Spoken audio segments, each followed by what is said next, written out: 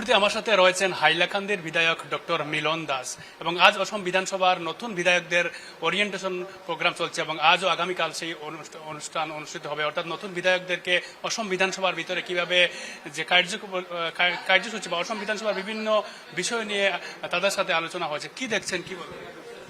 খুব ভালো একটা পদক্ষেপ যে আমরা যারা নতুন বিধায়ক এসেছি তাদের অনেক জিনিস জানার রয়েছে, যে বিধানসভায় আমরা আমাদের প্রস্তাবগুলো কিভাবে সদনে রাখব, অথবা আমাদের সমষ্টির সমষ্টি সম্পর্কিত কোনো প্রশ্ন যদি থাকে সেই প্রশ্ন আমরা কিভাবে উত্থাপন করব।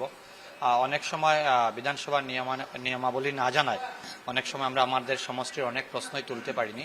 তো এই জন্য এটা একটা খুব ভালো পদক্ষেপ মাননীয় অধ্যক্ষ যিনি রঞ্জিত কুমার দাস মহাশয় উনি নিয়েছেন। তো ওনার এই পদক্ষেপকে আমি সাধুবাদ জানাই।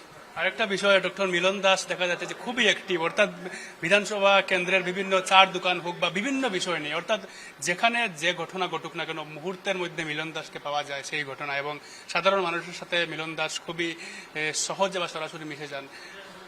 এটা আমার আগে থেকেই আমার স্বভাব রয়েছে এইভাবে, যে সাধারণ মানুষের মধ্যে থাকা, আমি মানুষের মধ্যে থাকতে ভালোবাসি এবং সবার আশীর্বাদে যেহেতু আমি একটা সুযোগ পেয়েছি, আমি চেষ্টা করছি যে আমার একদিনের যতটা সময় আমি পাই তার ম্যাক্সিমাম সময় যাতে আমি মানুষের কাজে লাগাতে পারি, চেষ্টা চলছে আমার। হিমন্ত বিশ্ব শর্মার দ্বিতীয় কার্যকালের প্রথম বাজেট অধিবেশন, অর্থাৎ একজন নতুন বিধায়ক হিসাবে, বরাক উপত্যকার বিধায়ক হিসাবে, হাইলাকান্দির বিধায়ক হিসাবে কি দেখছেন? অনেক প্রত্যাশা তো রয়েছে। আমার বিধানসভা নতুন বিধানসভা, সেই বিধানসভার জন্য অনেক প্রত্যাশা রয়েছে, আশা রয়েছে। এজ এ হোল বরাকভ্যালির জন্য মাননীয় মুখ্যমন্ত্রী আপনি জানেন আলাদা করে একটা বিভাগও তৈরি করে দিয়েছেন, বরাকভ্যালি ডেভেলপমেন্ট মিনিস্ট্রি।